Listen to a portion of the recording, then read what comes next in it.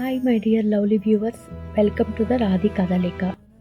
ఈరోజు మనము Kukatpally mask gal, a Hyderabad street love story 53వ ఎపిసోడ్లోకి వెళ్ళిపోదామా.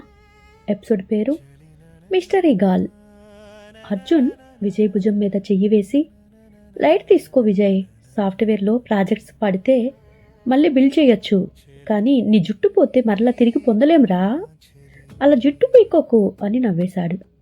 విజయ్ ఒక్కసారిగా అర్జున్ వైపు కోపంగా చూడగానే, సరే సరే, సారీ, ఆ కోడ్ నాకు పంపించు, నేను చెక్ చేస్తాను, నీకు తెలుసు కదా అది నా పిల్ల, సో దానివల్ల నీకు ఎటువంటి ఇబ్బందులు రాకుండా నేను చేసుకుంటాలే, ఎందుకంటే నన్ను నమ్మే కదా నీ టీంలో పెట్టుకున్నావుతానని, నీకు నేను ఎటువంటి ఇబ్బందులు నేహ వల్ల రాకూడదురా అంటూ మళ్ళీ తన వర్క్లోకి మునిగిపోయాడు అర్జున్. విజయ్ అర్జున్కి ఇబ్బంది కలిగించకూడదని మరలా సిస్టమ్ లాగిన్ అయ్యి అస్తవ్యస్తంగా ఉన్న ఆ కోడ్ని ఎలాగైనా సరిదిద్దాలి అనుకున్నాడు. ఇక ఆ పని చేసుకుంటూనే ఏదో ఈ తొక్కలో కార్పొరేట్ కంపెనీలు మన మీద ఏసీ రూముల్లో కూర్చొని సుఖపడిపోతున్నాం, ఏదో సుఖాన్నంతా మనమే అనుభవిస్తున్నాం అనుకుంటూ ఉంటారు. ఇలా 20 గంటలు కూర్చొని వీపులు బెండ్ అయిపోతూ ఉన్నాయి. పెళ్ళిళ్ళు కూడా కాలేదు, కానీ అప్పుడే మన వెన్నుముక కాస్త సంకనాకిపోతుంది. ఇలా కుర్చీలకే అంకితమైపోతే రేపు పెళ్ళాల దగ్గర ఎలా బెండ్ అయిపోతాం అని విసుక్కుంటూ పనిచేసుకుంటున్నాడు. అదే కదా, ఇదేదో గ్లామర్గా కనిపించే సూపర్ సాఫ్ట్ జాబ్ అనుకుంటారు, కానీ లోపల డెడ్ లైన్స్ పెట్టి మన సీట్ల కింద ముళ్ళులు గుచ్చుతూ ఎంత హార్డ్నెస్ని మనకి చూపిస్తారో ఈ జనాలకి ఏం తెలుస్తోందిరా. ఎంతోమంది యాటిట్యూడ్ ఫెలోస్ తోటి డీల్ చేయవలసి వస్తుందో ప్రతి వారం. అసలు మన బాధలు మనలాంటి వాళ్ళకే తెలుస్తాయి అంటూ అర్జున్ కూడా ఇక వర్క్ చేసుకుంటూ కూర్చున్నాడు. అర్జున్ తన సిస్టమ్ ముందు కూర్చొని నేహ రాసిన కోడ్ను సెర్చ్ చేస్తున్నాడే కానీ అతని మనసు మాత్రం అక్కడ లేదు. విజయ్ పక్కనే కూర్చొని ఇంకా గొరుగుతూనే ఉన్నాడు. చూడు అర్జున్, ఈ అమ్మాయికి ఎంత పొగరు, అసలు ఎంత పొగరుంటే రేపు క్లయింట్స్ ముందు మనం ఏం సమాధానం చెప్పాలి చెప్పు. అసలు తను ఆఫీస్కి వస్తుందా లేదా, ఏదో ఫ్యాషన్ షోకి వస్తుందా అర్థం కావటం లేదు నాకు. అయినా నువ్వు కూడా తనని వెనకేసుకొస్తున్నావు చూడు, నిన్ను అనాలి అని మరలా తన ఎర్రరు సరిచేయకపోయేసరికి విజయ్ కోపడ్డాడు. అర్జున్ ఒక చిన్న నవ్వు నవ్వి, రే విజయ్, తను 4 సంవత్సరాల నుండి నా పక్కనే ఉందిరా, సిటీకి కొత్తలో నాకు అన్నీ తనే కదా నేర్పించింది. ఆ కృతజ్ఞతతోనే నేను తనని ఏమీ అనలేకపోతున్నాను. తన యాటిట్యూడ్ చూపిస్తుంది నిజమే, కానీ మనసులో ఏమీ ఉండదురా. ఇప్పుడు చూడు, తను వదిలేసిన ఈ మెస్ అంతా నేనే క్లియర్ చేస్తున్నాను కదా, ఇక కూల్ అవ్వు అని సర్ది చెప్పాడు. ఇక తనకి బ్యాక్ పెయిన్ వస్తున్నా కూడా వర్క్ చేస్తూనే ఉన్నాడు. అలాగే ఎప్పుడు అయితే చాలా అలసటగా, చాలా చిరాగ్గా ఉండేది అర్జున్కి, కానీ ఈరోజు చాలా కూల్గా పనిచేస్తున్నాడు. ఒక్కసారిగా తనకి ఓపిక అంతా అయిపోయింది అని అనిపించగానే అర్జున్ మనసులో మాత్రం ఎందుకో ఒకసారిగా శ్రావ్య గుర్తొచ్చేసింది. ఆ రాత్రి కుకట్పల్లిలో కలిసిన ఆ మాస్క్ అమ్మాయి తన జీవితాన్ని ఎలా మలుపు తిప్పుతోంది అతను అసలు ఊహించలేదు. అదే సమయంలో విజయ్ ఫోన్ మోగింది. అది తన ఊరి నుండి వస్తున్న సీతయ్య మరియు పంచాయతీ పెద్ద ఫోన్ కొడుకు. రే విజయ్, మేము బస్సు ఎక్కేశాంరా, రేపు ఉదయానికల్లా సిటీలో ఉంటాం. అసలు ఆ లక్ష్మి సంగతి ఏదో తెలుసుకోవాల్సిందేరా. తన తండ్రి సీతయ్య ఇక్కడ ప్రాణాల మీదకి తెచ్చుకుంటున్నాడు, అతని బాధను నేను చూడలేకపోతున్నాను అని చెప్పాడు. విజయ్ మొహం ఒక్కసారిగా గంభీరంగా మారిపోయింది. సరేరా రండి అంటూ ఫోన్ పెట్టేశాడు. ఇక అర్జున్ వైపు చూస్తూ, రే అర్జున్, రేపు మార్నింగ్ నేను ఆఫీస్కి కొంచెం లేటుగా వస్తాను. మా ఊరు నుండి చుట్టాలు వస్తున్నారు. ఆ అదృశ్యమైన అమ్మాయి లక్ష్మి విషయం గురించి పోలీసుల్ని కనుక్కోవాలి అని చెప్పాడు. ఇక మరుసటి రోజు ఉదయం హైదరాబాద్ బస్టాండ్లో సీతయ్య పంచాయతీ పెద్ద దిగారు. విజయ్ వారిని రిసీవ్ చేసుకుని నేరుగా కూకట్పల్లి పోలీస్ స్టేషన్కి తీసుకువెళ్ళాడు. అక్కడ ఇన్స్పెక్టర్ ముందు కూర్చొని లక్ష్మి ఫోటోను చూపించారు. సార్, ఈ అమ్మాయి ఈ ఏరియాలో సాఫ్ట్వేర్ ఉద్యోగం అని చెప్పి వచ్చింది, కానీ ఇప్పుడు తన ఆచూకీ తెలియటం లేదు సార్ అని ఫిర్యాదు చేశారు. ఇక కంప్లైంట్ చేయగానే ఇన్స్పెక్టర్ వెంటనే ఆ ఏరియాలోని సీసీ కెమెరాల డేటాని తెప్పించాడు. గత 2 సంవత్సరాల నుంచి అక్కడ ఉన్న వాటి గురించి, ఎందుకంటే విజయ్ ముందు వస్తూనే డిఐజీతో ఫోన్ చేపించాడు. ఈ కేసు కోసం కొంచెం జాగ్రత్తగా డీల్ చేయమని. అందుకని ఆ పోలీసులు కూడా చాలా అంటే చాలా కేర్ఫుల్గా ఈ కేసుని డీల్ చేయడానికి ఇంట్రెస్ట్ చూపించారు. అది కాక కుక్కట్పల్లి పోలీస్ స్టేషన్లో వాతావరణం కొంచెం సీరియస్గా ఉంది. విజయ్ తన ఊరి పెద్దలతో కలిసి ఇన్స్పెక్టర్ ముందు కూర్చొని ఉన్నాడు. లక్ష్మి అనే అమ్మాయి నిజంగానే అదృశ్యమైందా లేక ఏదైనా ప్రమాదంలో చిక్కుకుందా అన్న ఆందోళన అందరిలో కనిపిస్తోంది. ఇన్స్పెక్టర్ శంకర్ తన కంప్యూటర్ ఆపరేటర్ని పిలిపించి ఈ అమ్మాయి పనిచేసే ఆఫీస్ దగ్గర 2 years కింద ఉన్న డేటాని పరీక్షించి అమ్మాయి ఉండే పీజీ అడ్రస్ని తెలుసుకోగలిగారు. అలాగే తను ఉంటున్న పీజీ హాస్టల్స్ రూట్లో ఉన్న సీసీ కెమెరాలన్నీ చెక్ చేయించాడు. లాస్ట్ 2 weeks డేటా మొత్తం కావాలి అని ఆర్డర్ వేయగానే ఇక విజయ్ కంగారుగా, సార్ తను మా ఆఫీస్లో జాయిన్ అవ్వాల్సింది, కానీ మొదటి నెల నుండే అసలు అడ్రస్ లేదు. వాళ్ళ ఇంట్లోనేమో ఆఫీస్కి వెళ్తున్నాను అని అబద్ధం చెప్తుందట. అదే అసలు ఎందుకు అలా చెప్పాల్సి వచ్చిందనేది మాకెవ్వరికీ అర్థం కావట్లేదు. అసలు తను ఎక్కడికి వెళ్ళేదో ఏంటో ఎవ్వరికీ అర్థం కావట్లేదు సార్ అన్నాడు. పోలీసులు వెంటనే ఇన్వెస్టిగేషన్ మొదలుపెట్టేశారు. అసలే హైదరాబాద్ పోలీసులు అమ్మాయిలు మిస్సింగ్ కేసులు ఇప్పుడు అస్సలు నిర్లక్ష్యం చేయట్లేదు. సరే, మనం ముందుగా అమ్మాయి ఉంటున్న పీజీ హాస్టల్ దగ్గరికి వెళ్దాం, అడ్రస్ తెలిసిపోయింది కాబట్టి అప్పుడు ఏ సంగతి తెలుస్తుంది అనుకొని అందరూ కలిసి అక్కడికి బయలుదేరారు. ముందుగా వాళ్ళు లక్ష్మి ఉంటున్న కూకట్పల్లిలోని ఆ పీజీ హాస్టల్కి చేరుకున్నారు. హాస్టల్ వార్డెన్ను పిలిచి ఎంక్వైరీ చేయగా ఆమె చెప్పిన సమాధానం అందరికీ షాక్ గురిచేసింది. సార్, లక్ష్మి అనే అమ్మాయా? అసలు లక్ష్మి అనే పేరుతో ఇక్కడెవరూ లేరు, కానీ డాలి అనే పేరుతో ఉన్న ఒక అమ్మాయి ఉంది. మా హాస్టల్లో 2 వారాల నుండి తను కనిపించటం లేదు, ఇక్కడికి అసలు రావటం లేదు. తను సాఫ్ట్వేర్ ఇంజనీర్ అని చెప్పి జాయిన్ అయ్యింది. ఉదయం టిఫిన్ చేసి వెళ్తుంది, మళ్ళీ రాత్రి ఎప్పుడో వస్తుంది. కానీ వారంలో 3 రోజులు మాత్రం నాకు నైట్ షిఫ్ట్ ఉంటుంది అని నైట్ అంతా ఇంటికి రాకుండా పొద్దున్నే వచ్చేది సార్. ఇక్కడ కాలేజీలో చదువుతున్న అమ్మాయిలు, చేసే అమ్మాయిలు, సాఫ్ట్వేర్ ఉద్యోగస్తులు చాలామంది కూడా అలాగే నైట్ షిఫ్ట్లు ఉన్నాయి అంటూ రాత్రులు ఇక్కడికి రారు కదా. మీకు తెలియదేముంది సార్, సాఫ్ట్వేర్ ఉద్యోగాలు అంటేనే నైటు డే అనే తేడా ఉండదు కదా. ఇక మేము కూడా ఏం చేయగలుగుతాం, అన్నిటికీ యాక్సెప్ట్ చేయవలసిందే అని చెప్పింది. సరే అమ్మాయి ఫోటో చూపించు, ఇదిగో ఈ అమ్మాయేనా అంటూ ఒక ఫోటో చూస్తే, ఈ అమ్మాయే సార్, ఈ అమ్మాయి పేరే డాలి. తను సరిగ్గా 15 రోజుల క్రితం వెళ్ళింది, మళ్ళీ ఈ పీజీకి తిరిగి రానేలేదు. తన సామాన్లన్నీ రూమ్లోనే ఉన్నాయి, వేరే వాళ్ళకి ఆ రూమ్ ఇద్దామన్నా కూడా. ఫోన్ చేస్తే ఏమో స్విచ్ ఆఫ్ వచ్చేస్తోంది. మాకేమో ఏం చేయాలో అర్థం కావటం లేదు, ఏదైనా ఊరికి వెళ్ళిందేమో అనుకున్నాం అని చెప్పింది వార్డెన్.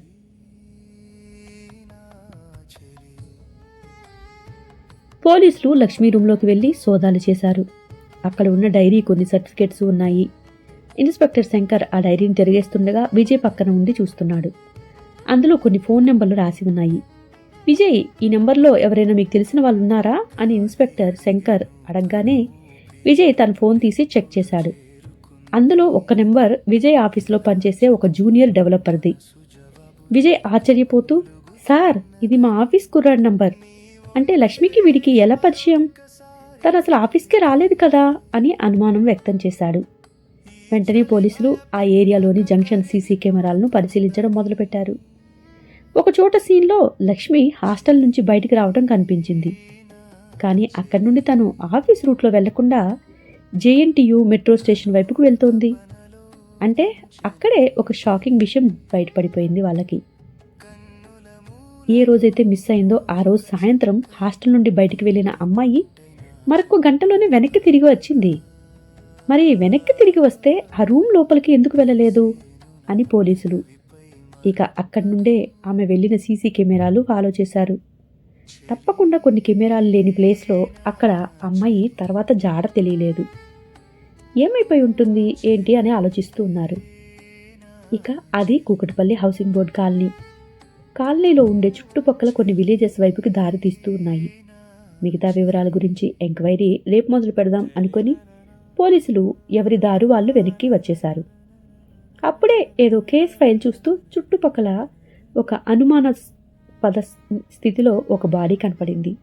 చాలా బ్యాడ్ స్మెల్ వస్తుందని చుట్టుపక్కల వాళ్ళు కంప్లైంట్ రావడంతో పోలీసులు అక్కడికి జాగిలాలను తీసుకొని వెళ్లారు. మురికి కాలువల నుండి ఇంచు ఇంచు వెతికి చూస్తున్నారు. న్యూస్ ఛానల్స్ వాళ్ళైతే ఇక ఒక్క క్షణంలో అక్కడికి చేరిపోయారు ఈగల్లాగా. ఇక్కడ స్మెల్ చూస్తూ జాగిలాలు ఒక డ్రెస్ని లాగుతూ ఉన్నాయి.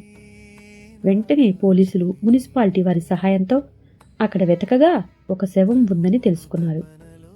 ఇక ఇన్స్పెక్టర్ శంకర్ వెంటనే సీతయ్య వాళ్ళకి ఫోన్ చేశాడు. అర్జెంటుగా మేము చెప్పిన లొకేషన్కి రమ్మని లొకేషన్ సెండ్ చేశాడు. ఆగా మేఘాల మీద వారు భయపడుతూ అక్కడికి బయలుదేరారు. న్యూస్ ఒక్కసారిగా ఆ కుక్కట్పల్లి ఏరియాలో నుంచి దాటిపోయి సిటీ అంతా గుప్పుమంది. ఇక పంచాయతీ పెద్ద మరియు సీతయ్య ఎంతో టెన్షన్ తోటి తన కొడుకును వెంట పెట్టుకుని ఇన్స్పెక్టర్ చెప్పిన ఏరియాకు పరుగు పరుగున వచ్చేశారు. వారి మొహంలో ఇప్పుడు ఏం చూడబోతున్నామో అనే టెన్షన్. అప్పటికే కుక్కట్పల్లి హౌసింగ్ బోర్డు కాలనీ చివరన ఉన్న ఆ మురికి కాలువ దగ్గర జనం గుంపులు గుంపులుగా చేరారు. గాలిలో ఒక రకమైన కుళ్ళిపోయిన వాసన ముక్కు పుటాలకి తగులుతోంది. పోలీసులు ఆ ప్రాంతాన్ని చుట్టుముట్టారు. మురికి కాలువలో నుండి బయటికి తీసిన ఆ నిర్జీవ దేహం గుర్తుపట్టలేనంత ఉబ్బిపోయి ఉంది. సీతయ్య కంగారుగా పోలీసుల సహాయంతో అక్కడికి నడిచాడు. శంకర్ సారీ చెప్తూ విజయ్ వైపు చూస్తూ కొంచెం అతనిని బాడీ గుర్తుపట్టమని చెప్పు అన్నాడు. ఈ పరిస్థితిలో ఇలాంటి వాటి దగ్గరికి తీసుకురావటం భావ్యం కాదు అని నాకు కూడా తెలుసు, కానీ ఏం చేయలేం కదా. ఒకసారి బాడీ ఐడెంటిఫికేషన్ చేసేస్తే ఇక తను వెళ్ళిపోవచ్చు ఇక్కడ నుండి అన్నాడు.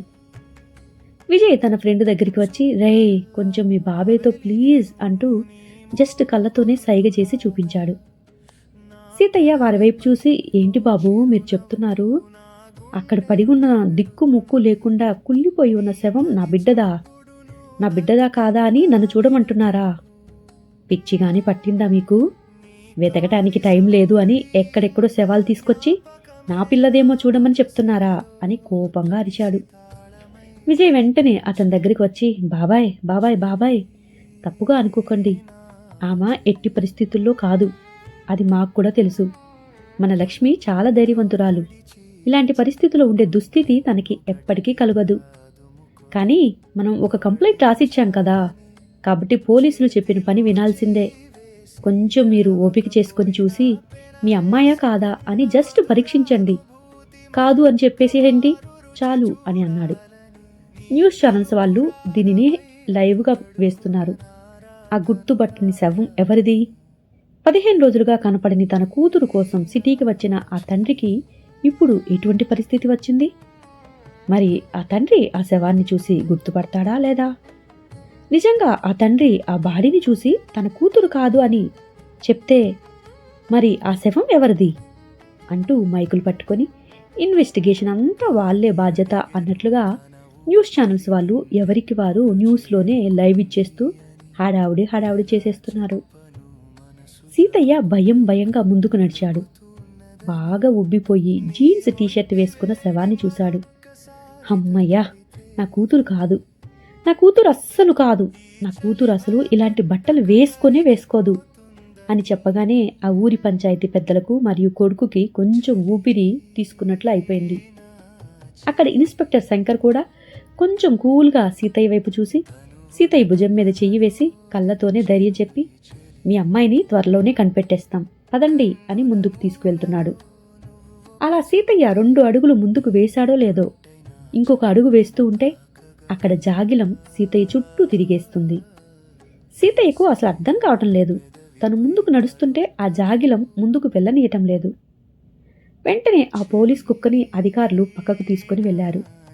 కానీ ఇన్స్పెక్టర్ శంకర్ ఆగండి, ఒక్క నిమిషం వెయిట్ చేయండి అన్నాడు. వెంటనే సీతయ్య వైపు చూసి సీతయ్య, మీరు అమ్మాయిని సరిగా చూసారా? లేదంటే కేవలం మీరు ఆమె అలాంటి దుస్తులు వేసుకోదు అని మాత్రమే మీ అమ్మాయి కాదు అని అనుకుంటున్నారా అని అడిగాడు కొంచెం అనుమానంగా. సీతయ్య ఒక్కసారిగా కోపంగా ఏంటయ్యా, మా అమ్మాయి కాకపోయినా మా అమ్మాయి అని చెప్పమంటారా ఏంటి అంటూ ఆ శవం వైపు కోపంగా చూశాడు. ఒక్కసారిగా సీతయ్య కళ్ళు బైర్లు కమ్మాయి. వెంటనే అమ్మా లక్ష్మి అంటూ ఆ శవం దగ్గరికి వెళ్ళబోయాడు. అక్కడంతా ఒక్క క్షణం నిశ్శబ్దమైపోయింది. ఆ శవం కుడి చేతి మడికట్టు మీద సీతయ్య అని పచ్చబొట్టు వేసి ఉంది. ఇక ఆ పచ్చబొట్టు ఉండటంతో అక్కడికి చేరుకున్న సీతయ్య గుండె ఒక్కసారిగా ఆగిపోయినంత పని అయిపోయింది. నా బిడ్డ, నా లక్ష్మి, నా తల్లి అంటూ సీతయ్య పెట్టిన కేక ఆ చుట్టుపక్కల ప్రతిధ్వనించింది. తన ప్రాణం కంటే ఎక్కువగా పెంచుకున్న కూతురు ఇలా శవమై కనిపిస్తుందని అతను కలలో కూడా ఊహించలేదు. పంచాయతీ పెద్ద సీతయ్యను పట్టుకోవడానికి ప్రయత్నించాడు. కానీ సీతయ్య నేల మీద కొట్టుకుంటూ వెలిపించటం చూసి అక్కడున్న పోలీసులు కళ్ళు కూడా చెమ్మగిల్లాయి. న్యూస్ ఛానల్స్ కెమెరాలన్నీ ఇప్పుడు అతని మీద ఫోకస్ చేస్తున్నాయి. ఒక్కసారిగా అక్కడంతా ఉత్కంఠత. విజయ్ కూడా ఆ దృశ్యం చూసి నిశ్చేష్టుడైపోయాడు. అరే, లక్ష్మికి ఇంత ఘోరం ఎలా జరిగింది? అసలు తనను ఎవరు చంపారు? తను అసలు ఆఫీస్కి వెళ్తున్నాను అని అబద్ధం చెప్పి ఇక్కడ ఏ రొంపిలో దిగిపోయింది అని విజయ్ మనసులో అనేక ప్రశ్నలు మొదలవుతున్నాయి. ఇన్వెస్టిగేషన్ చేస్తున్న ఇన్స్పెక్టర్ శంకర్ విజయ్ దగ్గరికి వచ్చి, విజయ్, ఇది సాధారణ మరణం కాదు. ఈ డాలీ అలియాస్ లక్ష్మి వెనుక ఏదో పెద్ద గ్యాంగ్ ఉన్నట్లు కనిపిస్తోంది. తాను వారంలో 3 రోజులు నైట్ షిఫ్ట్ అని హాస్టల్ వార్డెన్కి అబద్ధం చెప్పింది. అంటే ఆ రాత్రులు తను ఎక్కడికి వెళ్తుంది, ఎవరిని కలిసేది, ఇవన్నీ మనకి బయటపడాలి అని సీరియస్గా చెప్పాడు. విజయ్ దిగులుగా తలూపి, సార్, ఈ కేసును వదిలిపెట్టకండి. ఎవడైతే తనని ఈ స్థితికి తెచ్చాడో వాడిని శిక్షించాల్సిందే అని చెప్పి ఇక తన ఫ్రెండ్కి ధైర్యం చెప్పి అక్కడి నుండి భారంగా కదిలాడు. ఇక ఆ పోలీస్ ఇన్స్పెక్టర్ మరియు న్యూస్ ఛానల్స్ వాళ్ళు ఇక వాళ్ళ ఫార్మాలిటీస్లోకి వాళ్ళు వెళ్ళిపోయారు. ఆఫీస్కి వెళ్లే దారిలో అర్జున్కి ఫోన్ చేసి విషయం చెప్పాడు విజయ్.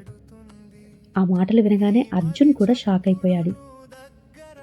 ఇటుపోతే మరోవైపు శ్రావ్య వాళ్ళ పెరట్లో కూర్చొని గిన్నెలు తోముతూ ఉంది.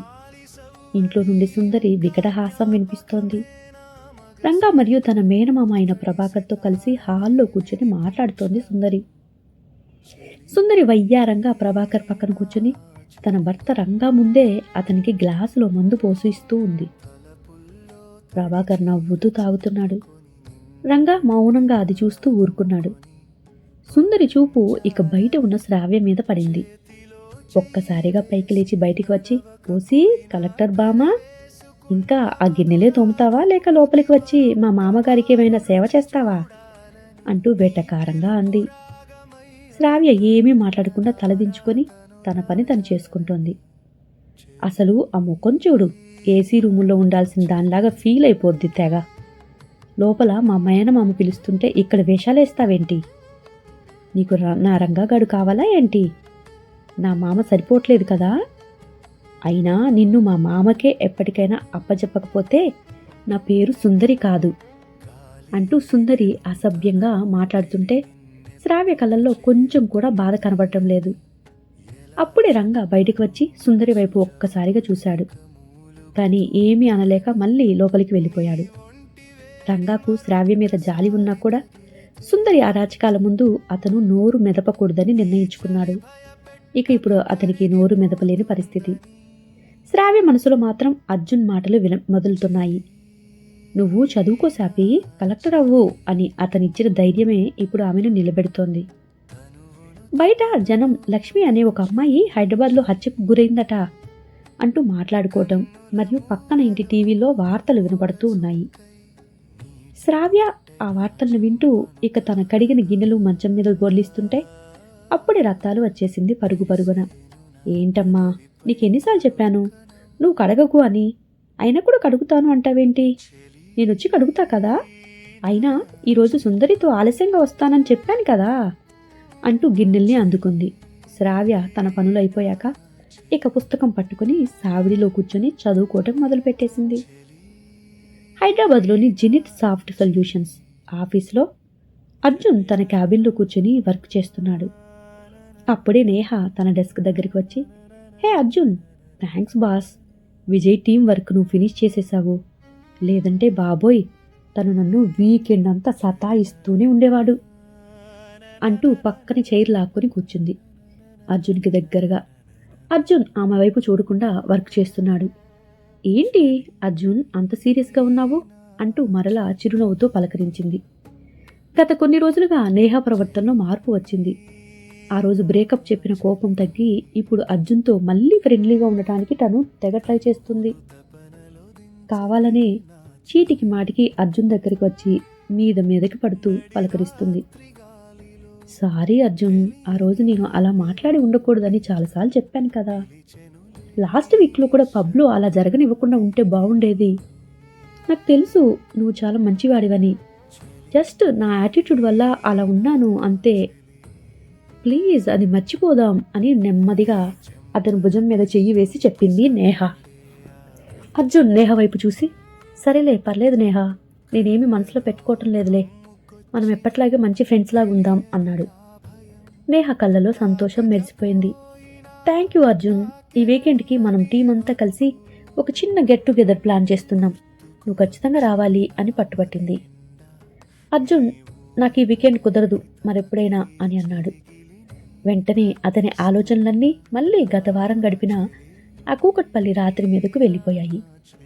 మళ్ళీ శాపి కాదు చెల్లిని కలవాలి, ఆమె ఎలా ఉందో తెలుసుకోవాలి అన్న తపన అతనిలో పెరుగుతోంది. నేహ అర్జున్ అని పిలవగానే, హా నాకిప్పుడు ఇంపార్టెంట్ వర్క్ ఉంది నేహ, నేను దాని గురించి ఆలోచిస్తున్నాను అంటూ తను నేహ వైపు నుంచి మొహం తిప్పుకొని తన పనిలో నిమగ్నమైపోయాడు. ఇక నేహకి చేసే పని ఏమీ లేక అక్కడి నుండి దిగులుతోటి వెళ్ళిపోయింది. నేహ అంత డల్గా మొహం పెట్టుకుని వెళ్తుంటే అప్పుడే విజయ్ ఆఫీసులోకి ఎంటర్ అయ్యాడు. హాయ్ గైస్, ఈ రోజుతోటి 53, 54 ఎపిసోడ్ అయిపోయింది. తప్పకుండా మీకు నచ్చిందని అనుకుంటున్నాను. నా ఛానల్ లైక్, కామెంట్, షేర్ చేయడం మర్చిపోకండి. తిరిగి నెక్స్ట్ ఎపిసోడ్లో కలుద్దాం. ఉంటాను, బాయ్.